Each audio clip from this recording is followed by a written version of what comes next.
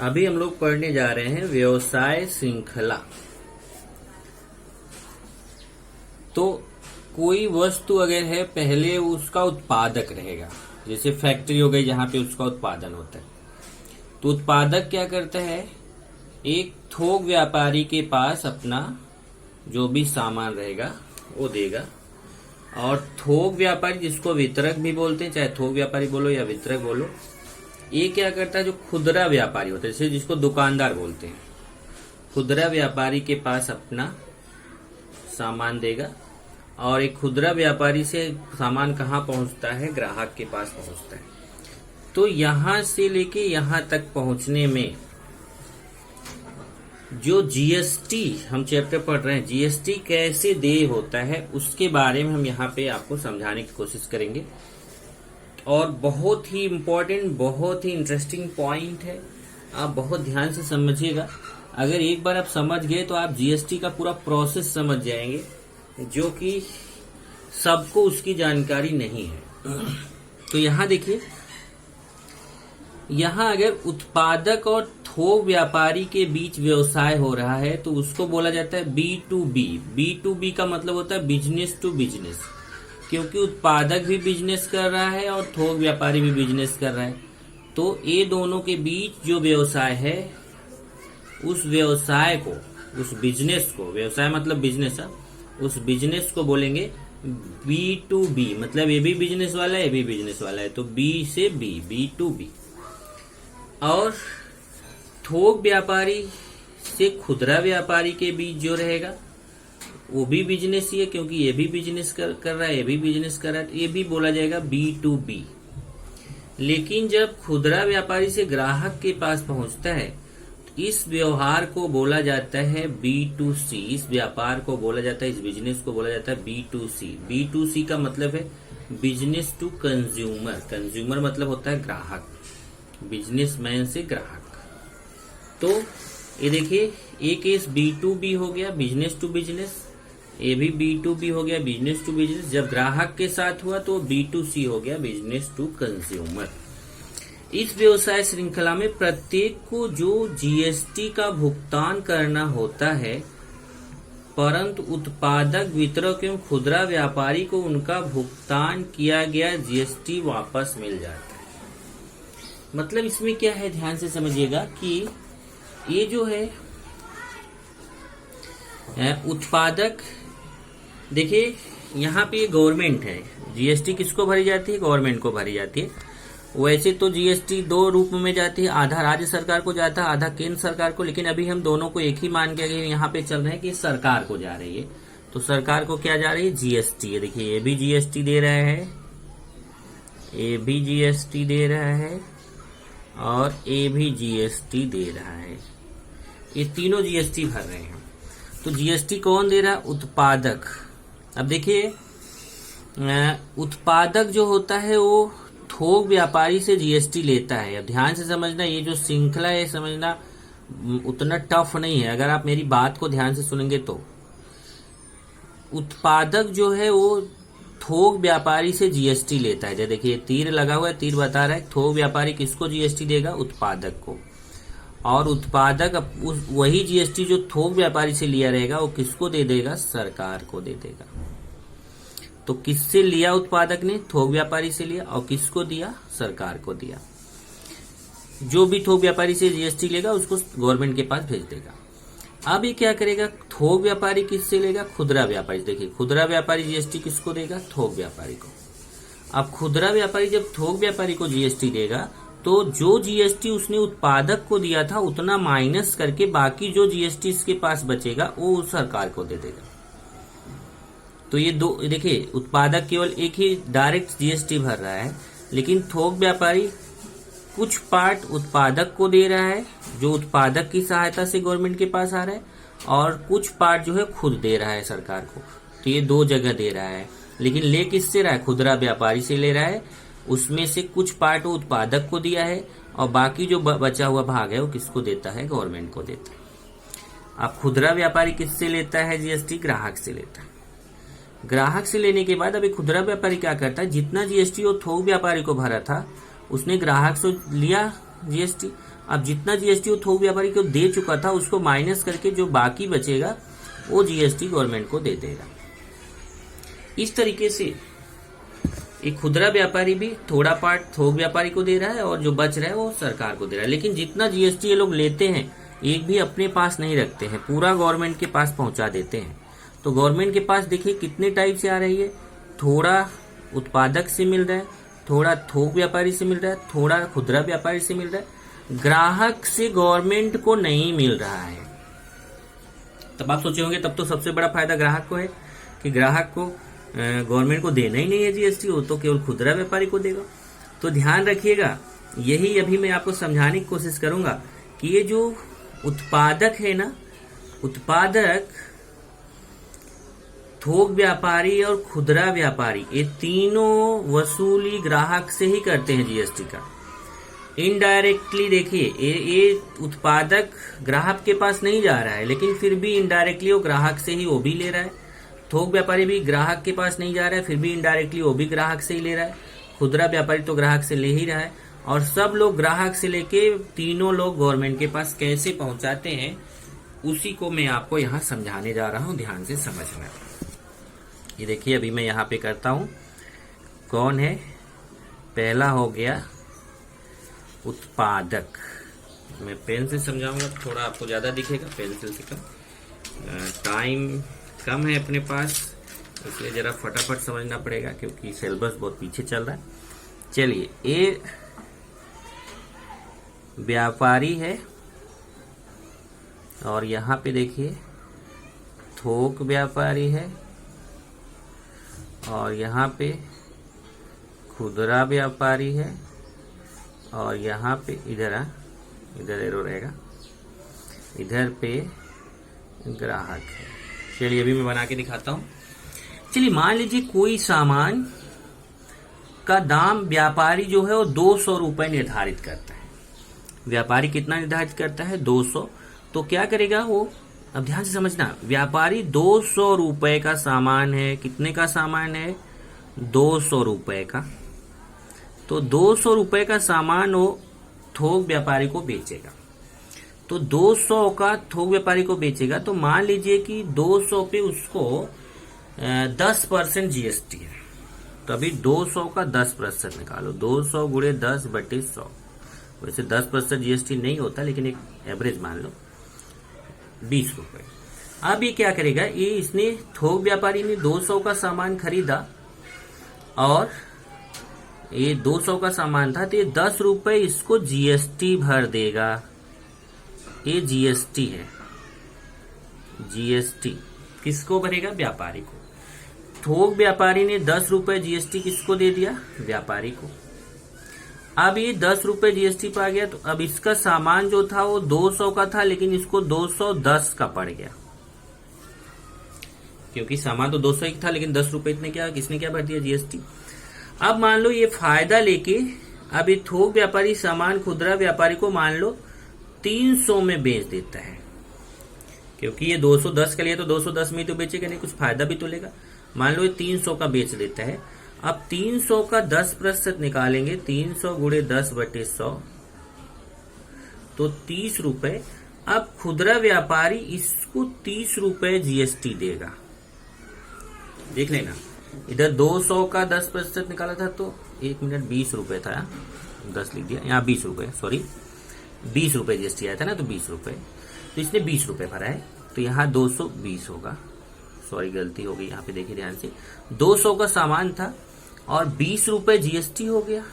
ध्यान से फिर से शुरुआत से देखिए, व्यापारी कितने का सामान निर्धारित किया? 200 का। बोला ये 200 का सामान है थोक व्यापारी को, तो 200 का 10% मतलब 20 रुपए जीएसटी हो गई। तो थोक व्यापारी क्या करेगा? इसको 20 रुपए जीएसटी दे देगा। तो इसका मतलब इसका 200 का सामान था, 20 रुपए जीएसटी, तो कितना हो गया? 220 रुपए हो गया। अब ये 220 रुपए का क्या करता है कि वो 220 रुपए का सामान है, लेकिन मान लो 80 रुपए फायदा लेके वो 300 रुपए का सामान यहाँ बेच रहा है खुदरा व्यापारी को।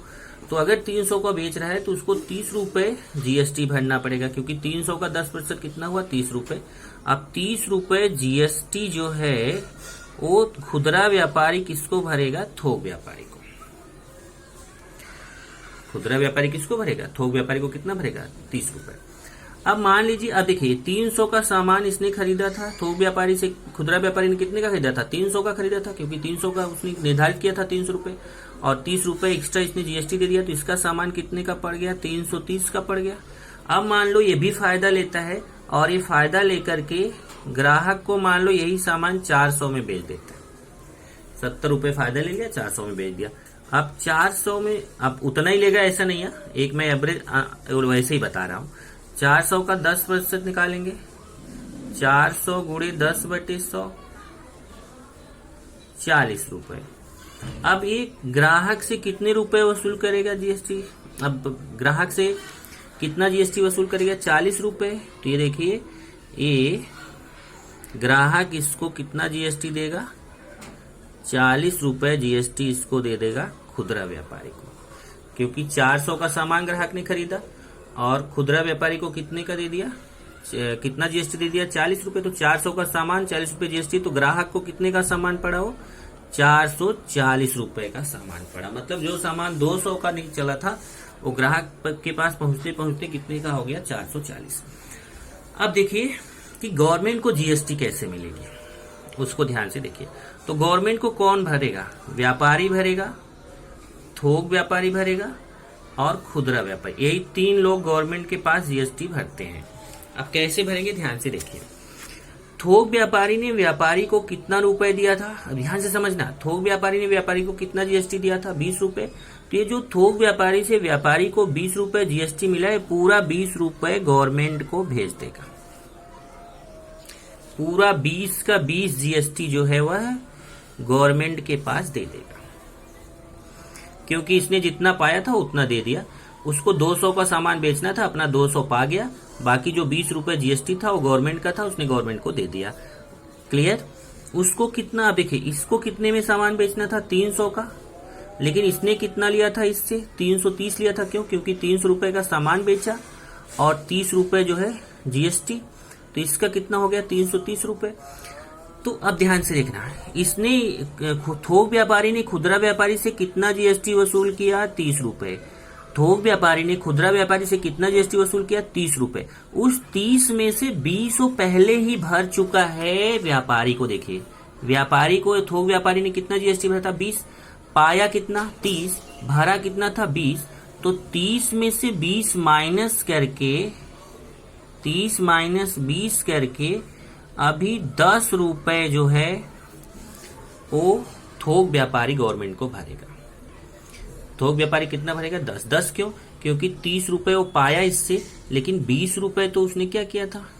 20 रुपए उसने दे दिया था पहले ही जीएसटी, तो 30 में से 20 इधर बच चुका है, तभी उसके पास 10 रुपए एक्स्ट्रा जीएसटी बच रहा है, तो 10 रुपए गवर्नमेंट के पास भेज देगा। अब आइए खुदरा व्यापारी के पास। खुदरा व्यापारी ने कितना जीएसटी लिया? 40 रुपए, क्योंकि उसने 400 का सामान बेचा था। तो खुदरा व्यापारी ने कितना जीएसटी लिया? 40 रुपए। लेकिन उसने खुदरा व्यापारी ने थोक व्यापारी को कितना दे दिया था? 30 रुपए दे दिया था। देखो, खुदरा व्यापारी ने थोक व्यापारी को कितना जीएसटी भरा था? 30 रुपए भरा था। तो पहले से ही 30 रुपए भर चुका है, तो जो 40 रुपए पाएगा उसमें से 30 रुपए वो थोक व्यापारी को भर चुका है, इसलिए 40 में से वो अपना 30 माइनस कर लेगा। अब बचा कितना? 10 रुपए। वो 10 रुपए गवर्नमेंट को दे देगा, क्योंकि इधर 40 रुपए पाया था, 30 पहले ही जीएसटी भर चुका है, 10 उसके पास एक्स्ट्रा हो रहा है। जो एक्स्ट्रा पैसा उसके पास 10 रुपए जीएसटी आया वो गवर्नमेंट के पास भेज देगा। तो गवर्नमेंट के पास 20 यहां से आया, 10 यहां से आया, 10 यहां से आया, 20 10 30 10 40 रुपए गवर्नमेंट के पास आया। गवर्नमेंट के पास कितना आया? 40 रुपए। और ग्राहक ने कितना भरा था? देखो, 40 रुपए। ग्राहक ने कितना भरा था? 40 रुपए। और गवर्नमेंट के पास कितना पहुंचा? 40 रुपए। मतलब जितना ग्राहक ने जीएसटी भरा था वही गवर्नमेंट के पास पहुंचा, पर ग्राहक के द्वारा डायरेक्ट नहीं पहुंचा, बल्कि कुछ व्यापारी के द्वारा पहुंचा, कुछ थोक व्यापारी के द्वारा पहुंचा, कुछ खुदरा व्यापारी के द्वारा पहुंचा, पर सारा पैसा किसने भरा है? ग्राहक ने। क्योंकि देखो, इसने जो जीएसटी इसको दिया था इसने लौटा दिया गवर्नमेंट को, इसने जो जीएसटी इसको दिया था जो खुद पाया उसमें से ये अपना वाला माइनस करके बाकी लौटा दिया। खुदरा व्यापारी ने भी अपना जीएसटी जो ग्राहक से पाया था उसमें जो थोक व्यापारी को दिया था उसको माइनस करके बाकी जो बचा वो सरकार को लौटा दिया। इस तरीके से गवर्नमेंट को 3 जगह से जीएसटी आई और वो सब ग्राहक के द्वारा ही प्राप्त हुई थी। लेकिन डायरेक्ट वो ग्राहक से ना लेके ये इन तीनों से ले रहा है। तो ये इसका व्यवसाय श्रृंखला है।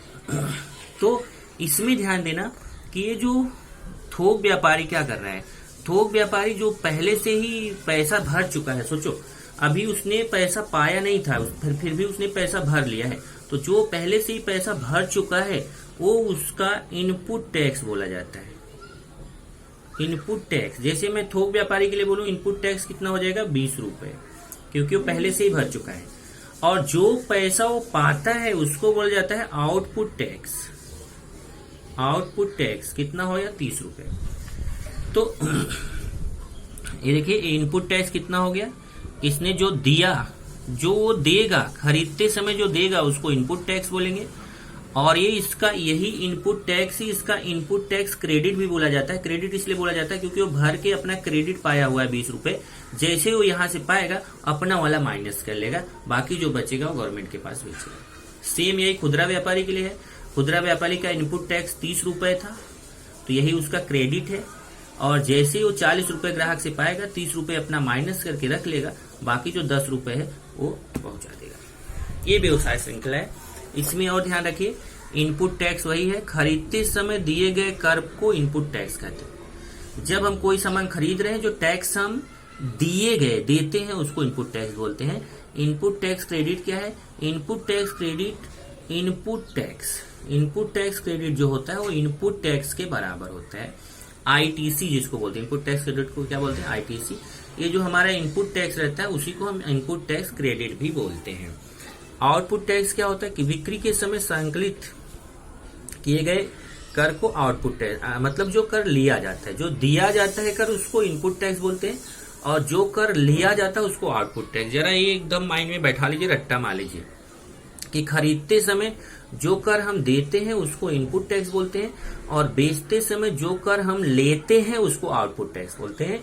और जीएसटी जो हमें गवर्नमेंट को देना होता है वो आउटपुट टैक्स में से इनपुट टैक्स क्रेडिट को माइनस करने के बाद जो बचता है वही जीएसटी हमें गवर्नमेंट को देना होता है। इस तरीके से है। इसमें कुछ चीजें और है, जैसे आप देखिए है, मानो किसी व्यापारी द्वारा जुलाई महीने में संकलित आउटपुट टैक्स उसके इनपुट टैक्स क्रेडिट के समान हो तो कर की राशि कितनी होगी। मतलब अगर मान लीजिए कि ऐसा हो कि जैसे ये 300 का सामान मान लीजिए इसने यहाँ इससे जितने का खरीदा उतने का ही यहाँ बेच दिया, तो उस स्थिति में क्या होगा, जितना जीएसटी यहाँ रहेगा उतना जीएसटी यहाँ, मतलब दोनों जीएसटी अगर सेम है तो गवर्नमेंट को कितना पैसा भरना पड़ेगा, तो ये दोनों माइनस कर लेगा तो 0 रुपए भरना पड़ेगा। यह देखिए किसी व्यापारी द्वारा जुलाई महीना, मतलब कोई भी महीना पर 1 जुलाई उसने बोला है, संकलित आउटपुट टैक्स उसके इनपुट टैक्स क्रेडिट के समान हो तो कर की राशि कितनी होगी। अब अगर आउटपुट टैक्स और इनपुट टैक्स क्रेडिट समान है तो आउटपुट टैक्स माइनस दोनों समान रहेगा, तो माइनस करके कितना आ जाएगा, 0 आ जाएगा। तो उस व्यापारी द्वारा योग्य देकर कितना होगा, 0 होगा। उसने पहले इनपुट टैक्स जमा किया था और उतना ही आउटपुट टैक्स संकलित किया मतलब पाया, इसलिए व्यापारी द्वारा संकलित कर में से भुगतान किया गया टैक्स कम करने पर हमें कितना प्राप्त होगा, 0 प्राप्त होगा। एक क्वेश्चन और है, मानो किसी व्यापारी का जुलाई महीने का आउटपुट टैक्स इनपुट टैक्स से कम हो, ऐसे समय कर की गणना कैसे करेंगे। कभी कभी क्या होता है कि हमने तो ये जो व्यवसाय श्रृंखला बताया कि इसमें बढ़ा के दे रहा है, लेकिन कभी कभी क्या होता है कोई सामान का दाम घट जाता है। जैसे यहाँ तो क्या किया था, यहाँ सामान ज्यादा में 200 में लिया, पर यहाँ आके उसको 100 में ही बेचना पड़ गया, तो उसको अभी 200 में लिया था तो उसको 20 रुपए जीएसटी भर दिया था। अब यहाँ अगर उसने 100 में ही बेच दिया, घाटे में बेच दिया, तो 100 का 10% उसको 10 रुपए ही जीएसटी मिलेगी। अब 10 में से 20 करेगा तो -10 आएगा, मतलब अब वो गवर्नमेंट को भरेगा क्योंकि वो तो खुद ही घाटे में है। तो क्या करेगा, अपना -10 रुपए जो है वो अपना जोड़ के रखेगा पहले से ही। जब आगे चल के उसको किसी में फायदा होगा तो पहले ए वाला जीएसटी अपना जो उसका पहले माइनस है उसको अपना लेके तब जो बचेगा उसको देगा। तो उसी सामान में जीएसटी देना जरूरी नहीं है। अगर किसी एक सामान में उसको घाटा लग गया तो दूसरे सामान में उसको कवर कर सकता है। कवर करके वो अपना जितना जीएसटी भरा रहेगा वो अपना ले लेगा, जितना जीएसटी इधर भरा रहेगा वो अपना जब तक नहीं ले लेगा, बाकी जो बचेगा वो गवर्नमेंट को देगा। तो देखिए यहाँ पे यदि व्यापारी द्वारा एकत्र किया गया जुलाई माह का आउटपुट टैक्स इनपुट टैक्स से कम हो जाए तो आप व्यापारी एकत्र टैक्स अपने पास ही रखेगा और उसे जितनी राशि कम मिलेगी उसका हिसाब अगले माह के टैक्स में से काट कर अगले टैक्स की गणना में करेगा। अगर उसका माइनस में आ रहा है तो अगले महीने जब वो प्लस में कमाएगा तो क्या करेगा कि ये वाले टैक्स को अपना काट के बाकी वो भरेगा। इस तरीके से ये इसका बेसिक था। अब हम लोग करेंगे प्रश्न संग्रह 4.2।